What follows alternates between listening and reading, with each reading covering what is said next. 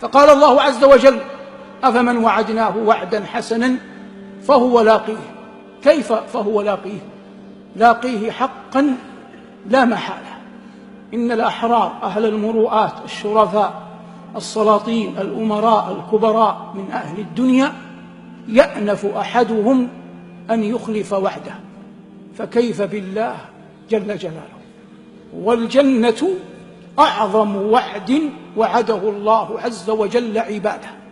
ومنذ أن أهبط آدم إلى الأرض إلى أن يطوى وشي الإسلام ويرفع القرآن وتهدم الكعبة سيبقى المؤمنون يسألون ربهم الجنة. قال الله: كان على ربك وعدا مسؤولا، أي يسأله عباده إياه في الدنيا أن يدخلهم إياها، ويسألونه في الآخرة، يعني يكون منهم بلسان الحال لا لسان المقال، أن يدخلوها. ولذلك إذا حشر المؤمنون يوم القيامة يرون باب الجنة مغلقا، ويفزعون إلى أبيهم آدم: يا أبانا استفتح لنا باب الجنة. فيقول عليه السلام: وهل أخرجكم من الجنة إلا خطيئة أبيكم؟ فيأتون نبينا صلى الله عليه وسلم فيقرع باب الجنة، فيقول له الخازن: من أنت؟ فيقول: أنا محمد.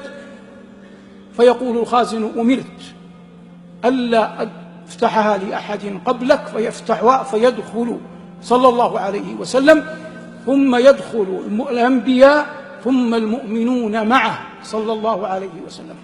ومن أعظم آيات القرآن التي يرجو المؤمن من ربه حظا عظيما منها قول الله عز وجل: يا أيها الذين آمنوا توبوا إلى الله توبة نصوحا عسى ربكم أن يكفر عنكم سيئاتكم يوم لا يخزي الله النبي والذين آمنوا معه نورهم يسعى بين أيديهم وبأيمانهم يقولون ربنا أتمم لنا نورنا واغفر لنا إنك على كل شيء قدير. شيئان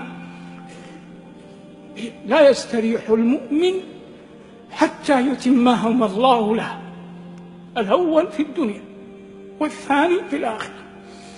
أما الذي في الدنيا فالموت على الإسلام.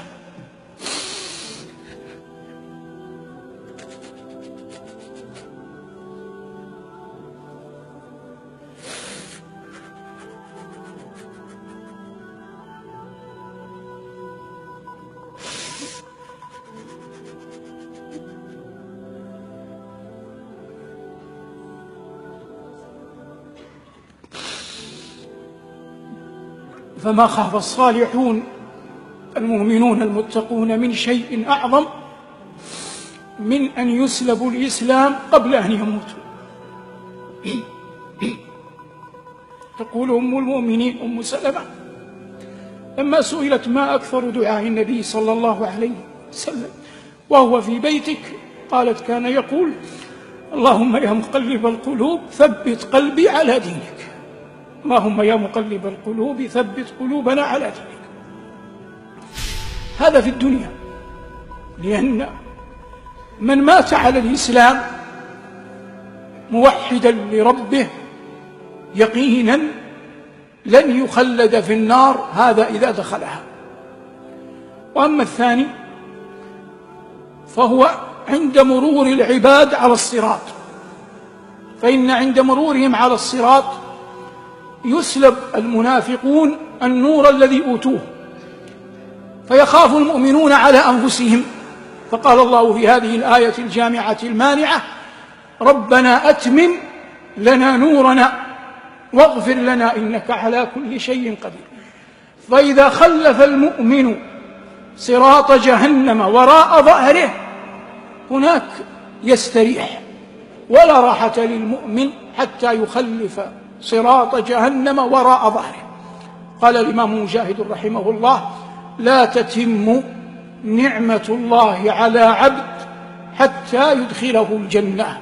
اللهم أدخلنا برحمتك الجنة.